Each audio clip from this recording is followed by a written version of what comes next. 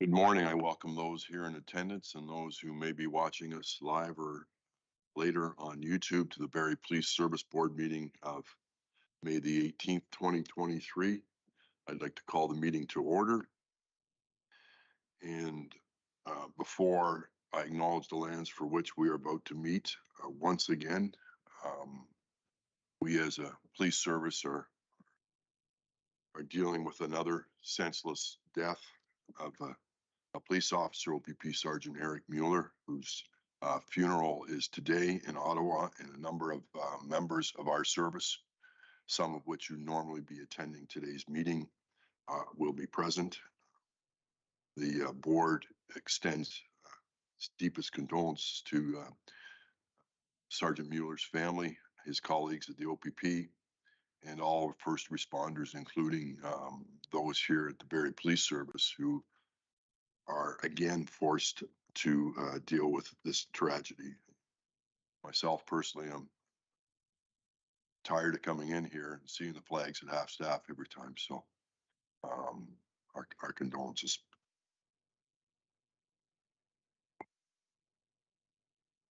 I'd like to start our meeting with our land acknowledgement in keeping with Indigenous protocol and building respectful relationships between Indigenous and non-Indigenous peoples in Canada. It is customary to acknowledge the traditional territories and ancestral lands of Indigenous peoples. We would like to acknowledge this sacred land on which the Barrie Simcoe Emergency Services Campus operates. It has been the site of human activity for 15,000 years. This land is the ancestral land of the Huron-Wendat and the Anishinaabe Nation. The treaty that was signed for this particular parcel of land is collectively referred to as the Williams Treaty. We are dedicated to honoring Indigenous history and culture. We also recognize the enduring presence of Indigenous peoples on this land and are committed to moving forward in the spirit of reconciliation and respect. Miigwech. Our agenda was provided in advance to the board. A motion to approve today's agenda. Mr. Khan. Mayor Nuttall, any comments, questions, amendments to the agenda? Seeing none, those in favor? Thank you. Are there any declarations of conflict of interest from members with respect to today's agenda items? Seeing none. Also in advance, we received the minutes from our meeting of April the 20th, 2023. A motion to approve. Mr. Khan? Second. Second, Deputy Mayor Thompson. Questions, comments, amendments with respect to the minutes of our meeting of April 20th? Seeing none, those in favor?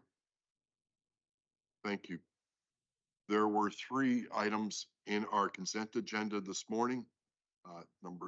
Public complaints, our annual public complaints report, and our budget variance for Q1. Are there any questions or comments or any items any members of the board would like pulled with respect to today's consent agenda? Seeing none, a motion to receive the items. Mr. Khan, Deputy Mayor, or Deputy Mayor Thompson, yeah, he's got his hand up there. Thank you. Those in favor? Thank you. Chief, I'll hand it over to you to introduce Ms. Sharman to us and an update on our statistical review. Chief. Thank you, Board Chair. So I'm more than pleased to have Madison Sharman, our organizational researcher, present on our Q1 stats review. As a public safety organization, our intention is to increase transparency with our community, to see what we're doing and how we are measuring what is effectively very challenging to measure in terms of crime rate, count, and the harm that comes from it, as well as social disorder. So without further ado, I'll hand it over to Madison. I do have other members of the team here. Again, we invite questions because at the end of the day, it's we want everyone to better understand what we're looking at. And so we're all on the same page, or certainly we can explain things that if there's any questions. So thank you. Welcome, Ms. Sharman. Good morning, members of the board and anyone who's joining us online. So like the chief said, my name is Madison. I work as an organizational researcher here at the Barrie Police. Today, we're going to be presenting what is formerly known as our quarterly stats update in a bit of a different way. So we started to look at our data differently. So with the addition of a harm focus measurement. So it's a very different and innovative way to better leverage research, evidence, and data to understand various measures of public safety and police performance within the city. So for the background, this presentation data is updated as of April 30th, 2023. It'll be presented in a year-over-year format, as well as a past 365-day format. So this data is collected and monitored by the Evidence-Based and Research Innovation Unit. So I am a member of that, but there's also many team members of that unit. So I just wanted to remind the board, you have seen this before, but introducing this idea to the public. So we have been using 4 different metrics or different measurements to understand police activity within the city. So we have our CAD Created Events. Those are previously called calls for service. We have our crime counts. Those are our UCR codes that our records management assigns to different crime events and are reported to Stats Canada. We have our crime harm.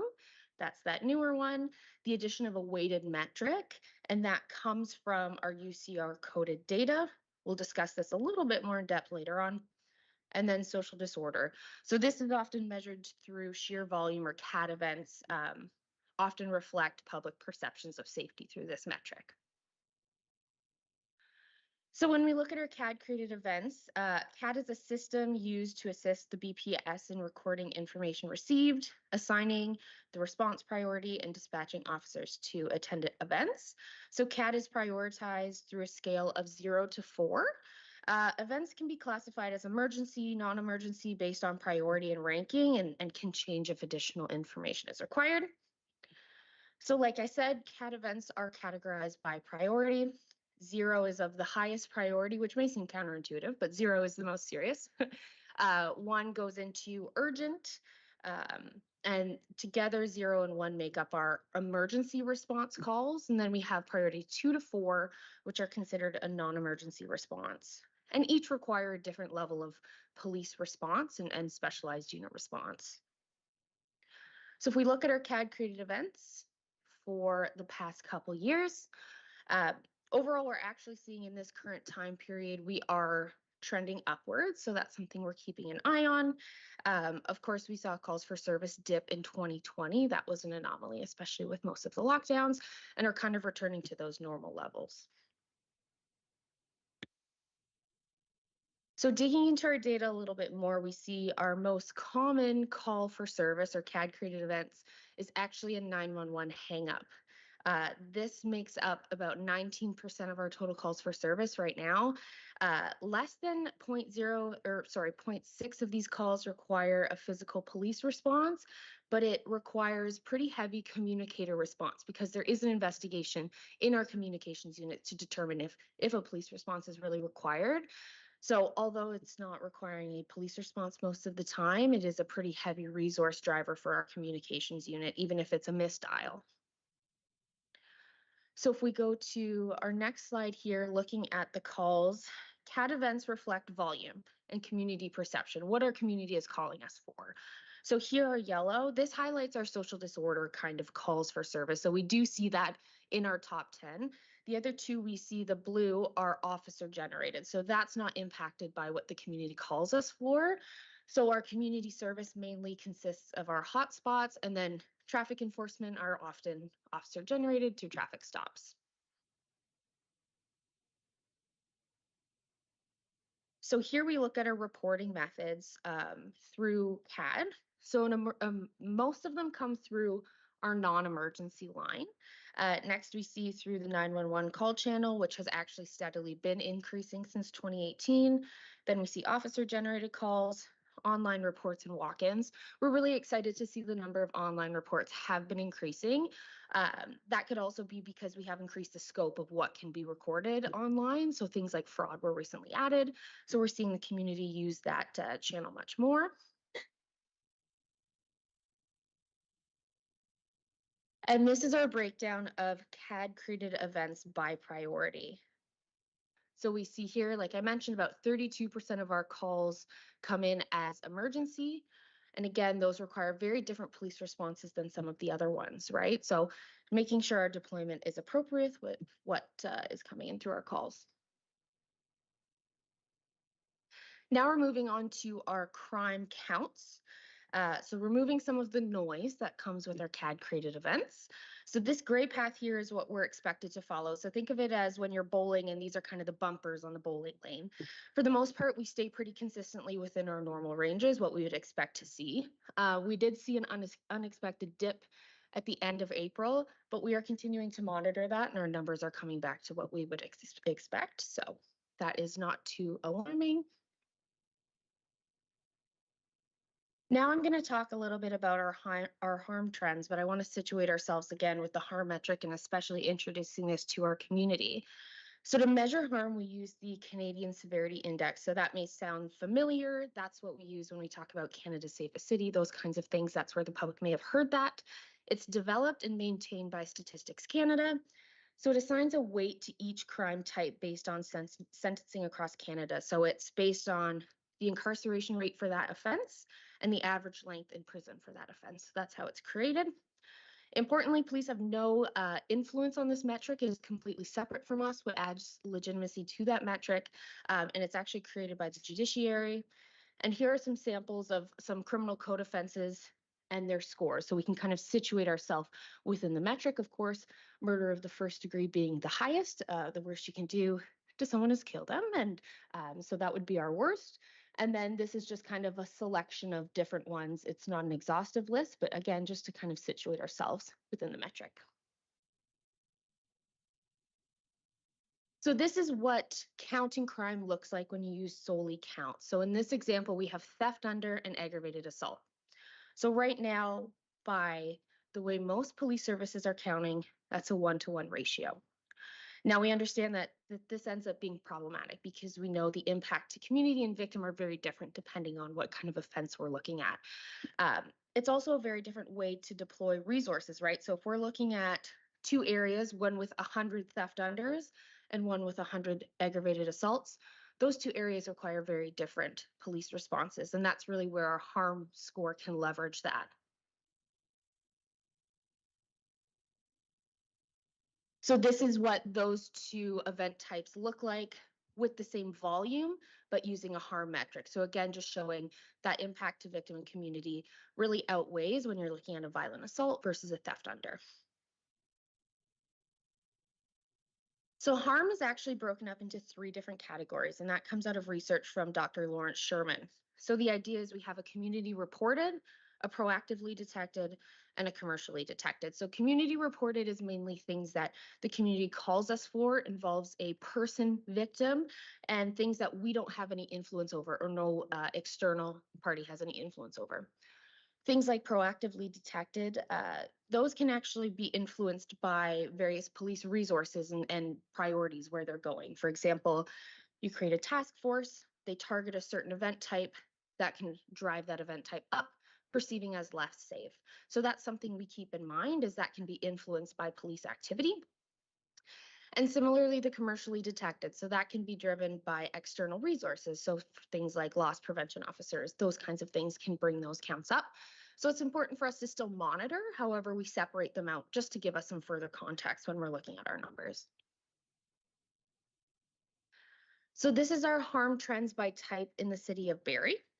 So our total harm is sitting below our 5-year average. Our community reported is up a little bit. You do see that the community reported takes up the largest chunk of our harm, again, because those involve the most harmful offenses that often involve person victims. And so that takes up the largest proportion of our harm score. And here now we're looking at our different drivers of community, proactive, and commercial. So when we look at our types of occurrence that drive the community reported, we see fraud as our top driver here in the city. As we go down, it's breaking and entering, sexual assault level 1, possession of weapons, robbery, and theft under. But I do want to draw our attention to how the score is created. So although we're using a weighted harm metric, volume still has some influence, and that's just kind of the nature of what we're looking at here. So something like fraud does have the highest harm score, but there is also a large volume of them occurring within the city. So when you look at something like fraud compared to robbery. Robbery is in our top 5, but only a 75 count, as opposed to an 800 plus count. So again, it just takes a little bit of that operationalizing and sifting through the data to see kind of what that means and base our priorities on that. So again, this is just breaking down to demonstrate how it's calculated. So here's our count. Here's the harm score per individual offense. We add those together to get our final harm score. So here are our proactive drivers. Again, bail violations, breach of probation, some drug offenses. Those are things that police resources often seek out and therefore drive the counts up. That's why we separate them. And here's our commercial harm drivers. So I want to talk a little bit here about this idea of a theft driver versus a harm driver, looking at proportions. So right now, when we look at our count broken up into categories, here's our proportions. So 26% are taken up by theft, 18% by assault, 12% by fraud. So when we look at harm,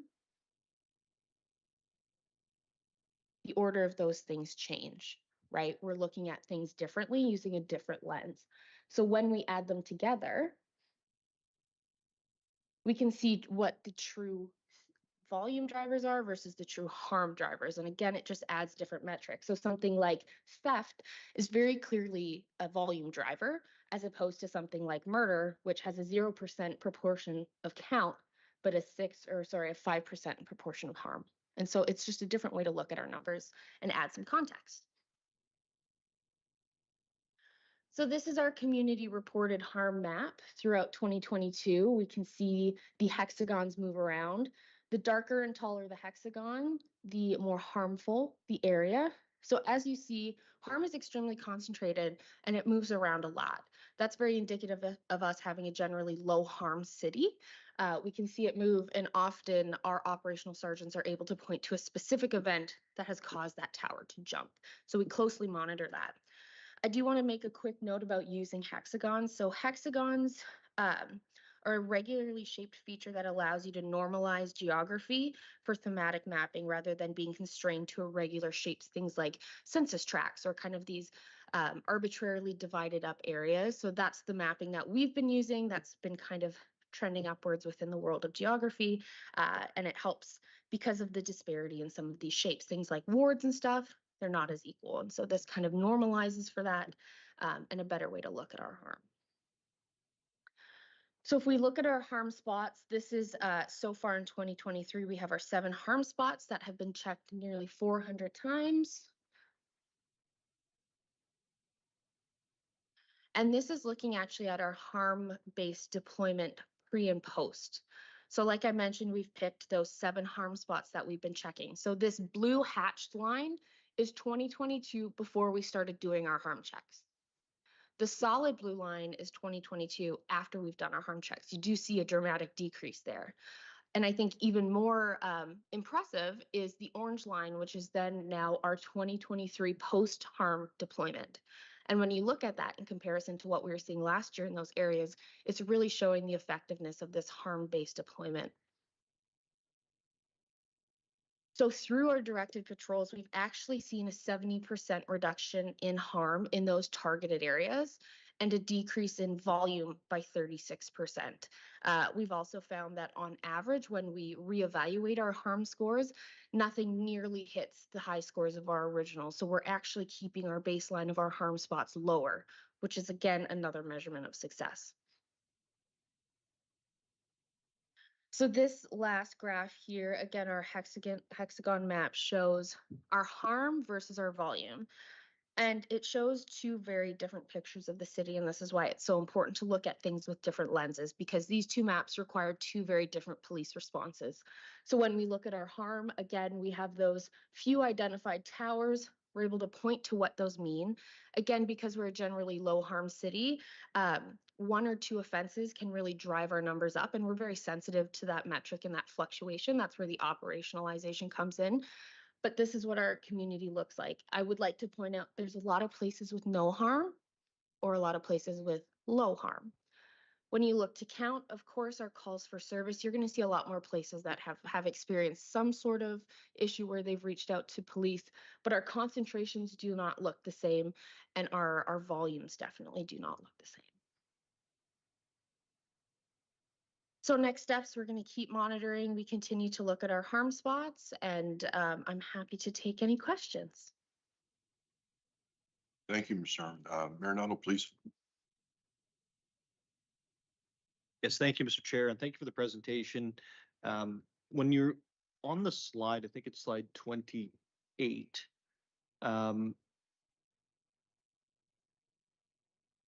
So the comment with where you see the large towers, if you will, it's usually related to offenses, to specific offenses where you can cite it and say, there was a very serious offense here, and that's pushing up the size of the tower. Yes, so usually we can actually bring it down to one event. So let's say, because we're generally low harm, if you look, do we have the scale up, Victoria? There's a scale for that one? If not, that's okay. So you're looking at things like a scale of a harm score per event of 200, for example. Those really tall towers are things you can say maybe 4,000 plus. So usually that is included in one event, and it goes by the amount of people charged. So the more perpetrators of the event, the higher the score. So again, that's really usually nailed down to one offense. So if we go back to 28 again, then what do you have something that shows last year versus this year with this map?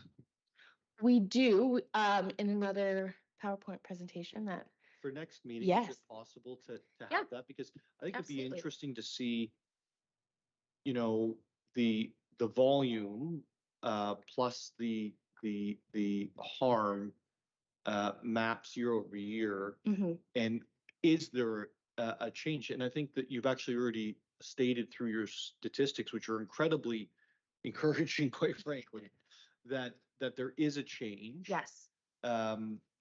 And I'll use if I can, I'll use Mill Creek as an example. Like I see a lot lower where I grew up, and when I was a kid, we saw lots of officers around and on site, etc. And it seems to me this is a lot cleaner than the last time I looked at this map, and I think that's really encouraging. Those are encouraging results. Yeah, and I will say anecdotally, I think maybe we'd be able, if Victoria could disconnect, we could actually pull that graph up. It shows harm from 2021, 2022, and now. And it's quite dramatic to see the difference, because even in the 2021 map, we see towers, but we see more harm towers than what we're seeing now. So it shows overall this harm deployment has been fairly effective. Amazing. Thank you. Chief, follow up? Yes, thank you. So I just want to draw attention to the board as well as the public. A couple of things. This is based on police reported crime severity. Again, this is an opportunity to remind our community, and generally high harm incidents are reported, but we only know what we know. And so we are cognizant of the fact that some of the highest harm happens behind closed doors, and we don't know about it. And that's for a host of reasons. So I just encourage our community that when something happens, it does get reported. It allows us to better understand our landscape of crime. Having said that, with this very innovative approach, but certainly not globally, we're exclusive to it, we're very sensitive to the harm. And to that point, one event can cause that appearance of disproportionality, but we are monitoring closely. It's one of those ways of looking and measuring our performance, but also how effective we are at doing our job. And I think that's important for the community to know that that's how closely we're watching.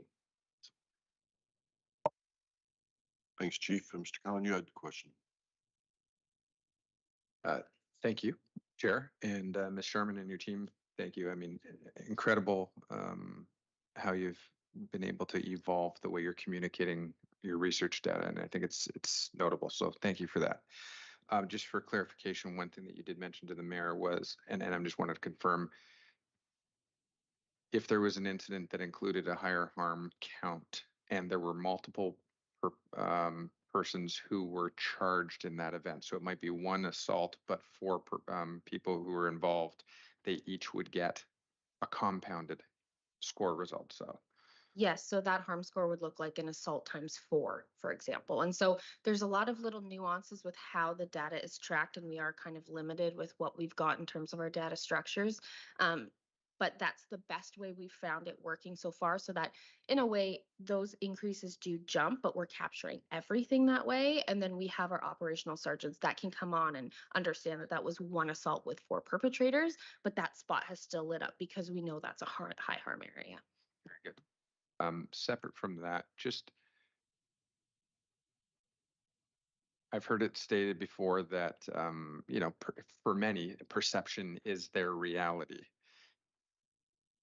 I'm glad that we have this context to look at, and I noticed your enthusiasm that actually the count in reporting on the low harm items that were submitted via the online reporting tool have gone up. Could you actually just speak to that just for a moment in terms of, again, perception being reality? I'm sure the entire community is grateful that the actual high harm is relatively low. But for those who are experiencing more of a nuisance related concern, describe the effectiveness of the alternative mechanisms that are out there. Even I think the letter regarding traffic has just been recently released. Maybe you could speak to anticipation of how that will roll out. Absolutely. And we kind of talk about this as a harm versus a social disorder. And people who are experiencing those and have safety concerns are extremely valid. And it doesn't mean that it's particularly less important. It just requires a different response from police. It maybe doesn't require a uniformed response or a high resource-based response. And so for us, it's just both are important, but they're 2 different police responses that are required to those. And using this lens allows us to parse those out so that ideally people are still responded to and those concerns are responded to in a timely manner, but maybe it doesn't require the full uniformed police frontline patrol response. And thank you, Chair. And I just want to draw attention again to the public. So this is what we have in terms of the best available in terms of a harm metric, but we talk about community-based harm. What this does not take into account, again, and I would draw attention, it doesn't take into account the individual experience of the victimization. And so what may be considered a nuisance crime in a citywide measure or in a national measure in terms of the harm attached to it from the crime severity index, it certainly doesn't capture what that person experienced. And so we're not suggesting it does. What we're suggesting is that given the limitations on crime data in Canada and the way it's collected, this is the best measure we have available. It's an imperfect collection, but it is the best available use of that information to better inform our deployment, but also our practices as a public safety organization. Thanks, Chief. And just to follow up before Ms. Strawn has a question, is the crime index, it's Statistical Canada, and it does not, police resources required for a call are not incorporated into that index. So the resources, we can, maybe the reduction in high harm doesn't necessarily relate to a reduction in resources. In fact, it could be the other way around. So Chief, and before Ms. Strawn. Thank you, Chair. Yes, and I can see that certainly. So a missing person doesn't have a harm value, but it is one of our. It draws one of the most. It's one of the most resources intensive things that we do, and we would continue and will continue to do that because it is of that level of importance from a public safety organization, the wellness of our community. Having said that. Back to in one of the slides, you may have noticed that 3% of our calls were community services. 3%. But what was the impact of being strategic in those use of that 3% in terms of driving down where we can the harm index and the reduction of both volume of crime and the harm caused by that? What you see is a number to look at year over years. Do we start looking at calculating how much crime didn't occur because we're in those 7 top locations? That is an actual factor that we can calculate and say there's been a reduction of what we could have anticipated as victimization reduced. And how many, and again, there's a per cost for an officer attending and going through the court process should there have been a charge, and what's that harm value? This is simply opening the doors for a whole host of ways of trying to look at our limited resources and draw in the areas that we can the most effective response. But I do concede your point. Absolutely. There's a multitude of calls that are non-harm based that draw, and some of them are harm based, but draw down so much of our resources. But that is living within the community and expectation I think our public has. Thanks, Chief Johnston. Ms. Sterling. Thank you, Chair, and thank you very much for the presentation. It contains a ton of information, and we've been hearing about some of this at the board table, but a lot of this will be new to members of the public. And I think one of the things that one of my first concerns, which I think you'll have an answer to, is that you go to do the hotspot patrols and the hotspot checks as outlined in the report. So there's the harm hotspots, and we can see a reduction in harm after we've been going to those areas. How do we know that we're not just moving that to somewhere else? Absolutely. So we can actually have measures of displacement. So around those hexagons, we look to see what's happening surrounding, and none of those surrounding hexagons have heated up. So we don't actually move harm around. However, with social disorder and volume, that's a different story. And that really aligns with what research has said. You often push kind of volume and social disorder around because there's a lot of different root causes that are leading to some of those things, but harm has not displaced. So that's a true reduction, which is really exciting. And just to follow up to that it's great to hear that answer. The follow-up is around the difference between the harm and the volume. And although the volume doesn't have a high harm score, it can have high harm because there's just so much volume. Like, when you have it's compounded, especially for people who are living or working within those areas. And what different approaches do we have to address those high volume areas? Absolutely. So one of the biggest things that we have is we've created our community engagement team. And that really shows we have our high harm team and our community engagement team. So that's really us being innovative, where we say, okay, we understand, let's say there's two areas with issues, but they require two very different needs. And so that's where we have our community engagements that's more focused on connecting to social resources can go and handle those issues, as opposed to those high harm areas where we have our various specialized units that head there. Thank you. Any other questions from the board? Seeing none, Ms. Sharman, thank you very much. This Thank you. report and data continues to grow, and I think it is critical to I bring up again our resources and how we manage those resources. And as I said to council earlier this year, that we have great pride in that our organization is considered a leader in this, and we encourage that to continue. I think it's where we need to go. So thanks very much, and we look forward to seeing you again in 3 months with the second quarter report. Thank you again. Awesome. Thank you. Chief, over to you, please, for your monthly update. Chief Johnston. Thank you, Board Chair, for the opportunity to highlight a few events and initiatives that have occurred since our last board meeting. Photographed here on our title page is the Barrie Police Service contingent that traveled to Queen's Park in Toronto for the Ontario Police Memorial on May 7th. The annual memorial provides an opportunity to pay respects along with other police services to police officers who have lost their lives in the line of duty.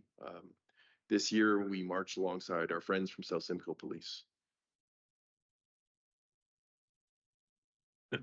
Volunteer Appreciation Night on April 20th, the Barrie Police Service recognized and celebrated our many volunteers as part of our Volunteer Appreciation Week. These dedicated individuals in our Citizens on Patrol program and auxiliary unit volunteer their time and help make our community stronger. We were honored to celebrate their contributions and thank them for everything they do for our service and our city. There were 2 individuals that actually have been volunteering as long as I've been a police officer, and among many others that we did recognize, but very thankful to participate in that event and recognize what they bring to our community. On April 21st, some of the community events. I attended Eid el-Fitr festivities to help celebrate with our Muslim community as Ramadan, the holy month of fasting, concluded. Eid el-Fitr also serves as a day of introspection and a reminder to contribute to the well-being and to be kind to those who are less fortunate. I was very thankful for the invitation and the opportunity to speak to our growing Muslim community. It was a wonderful event and was enjoyable, certainly. So on April 29th, on the right side of the screen there for me here, PC Graber and I attended the, Constable Graber and I attended the second annual Simcoe Excellence Multicultural Business Awards Gala. It was wonderful to see the SEMBA Award recipients from across Simcoe County to be recognized for their contributions in promoting diversity within our community. And since the time of the SEMBA Awards, I've met with some of the organizers and we look forward to this event next year.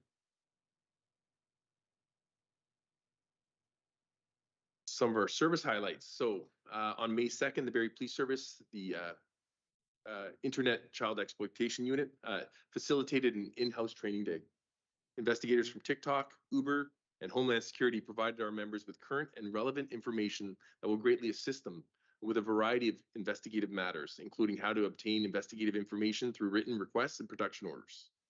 Our members also learned about current cybercrime trends and some tips on how the community members can better protect themselves and their privacy online. The experience and the caliber of the presenters was impressive. Once again, thanks to the members. They were recognized, but I will thank them again publicly to the members of our ICE unit. With that, a focus on continually learning and improving our skills and knowledge base. On May 3rd, members of the Barrie Police Service Board, along with our cross-section of sworn and civilian members, attended our strategic plan meeting, which was held at the Mapleview Community Church.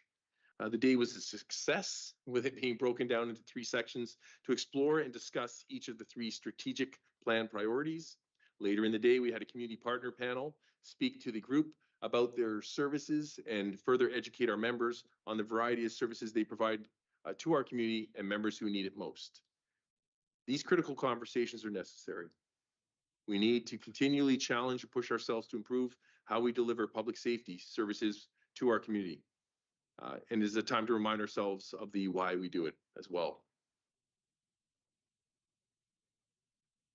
So some of the highlights from the organization: on Monday, April 24th, a motor vehicle was stolen from a Barrie resident while in his driveway by an unknown male who was armed with a knife.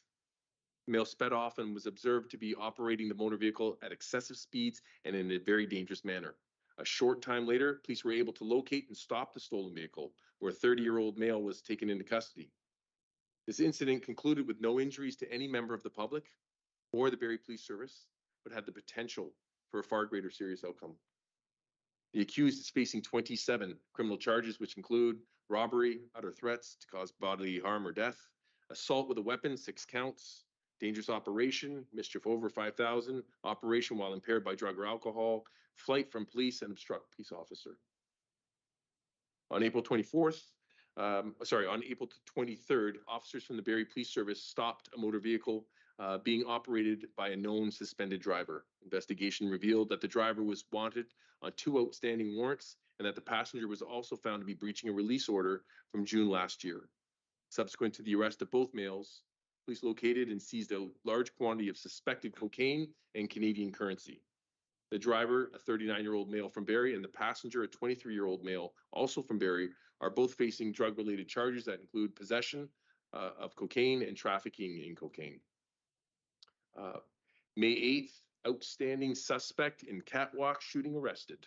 On Saturday, April 22nd, the Barrie Police Service received reports of a shooting. The victim, a 45-year-old male, was located and had sustained life-threatening injuries after being struck multiple times by gunfire. The investigation into this isolated incident was conducted by detectives from the Barrie Police Service Major Crime Unit. The detailed investigation resulted in the initial arrests of 3 people in the hours and days that followed the shooting. The 2 males, aged 23 and 21 from Aurelia, along with a 29-year-old female from Barrie, are now charged with attempt to commit murder, and discharge a firearm with intent. On Friday, May 5th, 2023, the outstanding male suspect was arrested by members of the Provincial provincial rope squad, the repeat offender parole enforcement squad at an address in Hamilton. As a result of the investigation, the accused male has been charged with attempt to commit murder, discharge firearm with intent, aggravated assault, pointing a firearm, among a host of other charges. The Barrie Police Services wish to thank the members of the provincial rope squad for their assistance in locating the outstanding suspect, safely taking him into custody, and subsequently returning him to Barrie so that he may be held accountable for the senseless actions in our community. So on May 5th, the Barrie Police Service recognized, these are community connections and ongoings. The Barrie Police Service recognized Red Dress Day and showed support through a display to reflect and remember the missing, murdered, and Indigenous women and girls and twin-spirited people. That display was put on by members of our organization, the EDI committee. So thanks to them. May 11th, continuing to raise further awareness around gender violence. I was invited to attend the Barrie Native Friendship Center to participate in the National Moose Hide campaign, gathering at, we were down at the Meridian Square, and it was well, it was nicely attended. It was a nice day for it too. So we did a walk from there along 5 points and then back down to Meridian Square. And there was some drumming. It was well participated in and eye-opening. On May 6th, Deputy Allen and I attended the second annual wellness fair hosted at the Barrie Farmers Market in partnership with the Barrie Public Library and the Barrie Farmers Market. Over 30 plus community partners, organizations, and local businesses participated in the market to support and promote wellness within our community. Hosting this wellness event provided a public space where our community members could have conversations with a wide range of wellness resources who want to collaboratively address complex social disorder issues such as homelessness, addiction, and mental health. I will remind our community, the research on collective efficacy is clear. I urge our community to seek to be involved in opportunities that strengthen these bonds. Health disparities are reduced when people engage with each other. A healthy community is a safer community. It's about relationships and knowing each other. Later on that day, I attended the home runs for the Hungry charity baseball game. The Barrie Baycats partnered with the Barrie Food Bank to host the celebrity charity game where $8,000 was raised. And that will go to providing food relief to individuals and families in our community who are in need, and will support them on their journey toward well-being. I note top right corner there, it's a picture of Mitchell Hooper, and he's standing beside the world's strongest man. Sorry, I apologize. That is the world's strongest man, and I got a picture with him. So, my apologies, Chair. My error. Mix up in the notes. So some member highlights.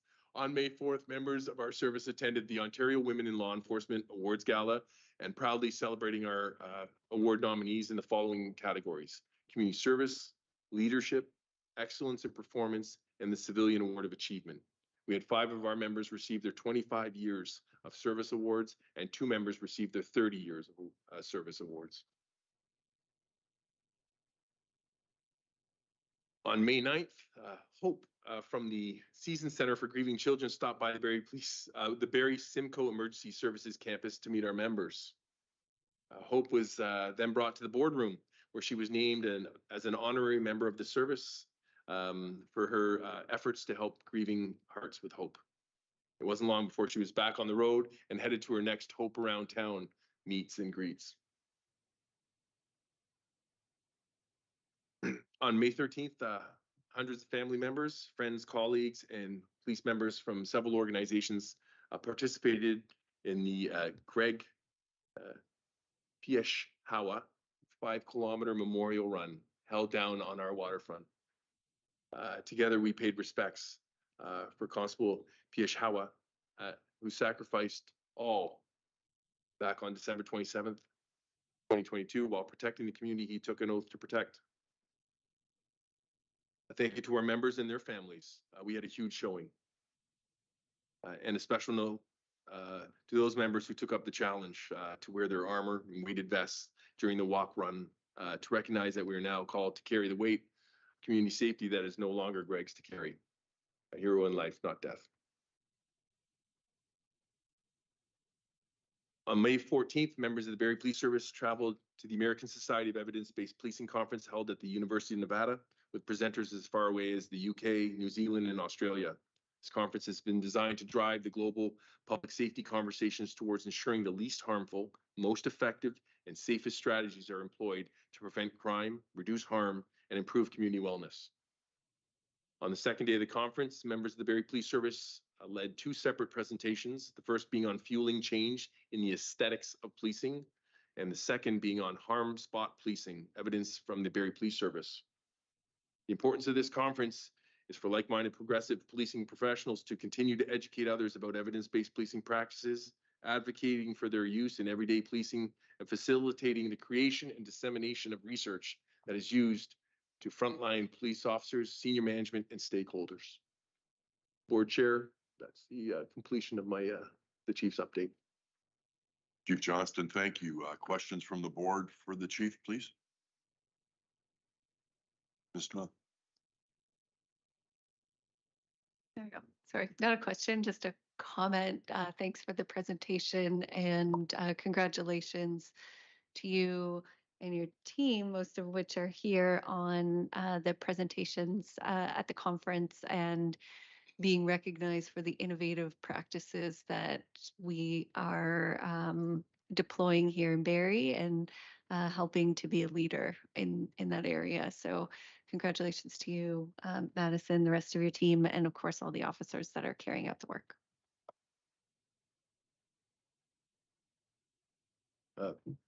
Thank you, Member Strawn. And we are quite pleased with our performance, but certainly that is the individuals that you see in the room right now that are to be credited, and thank you for recognizing that.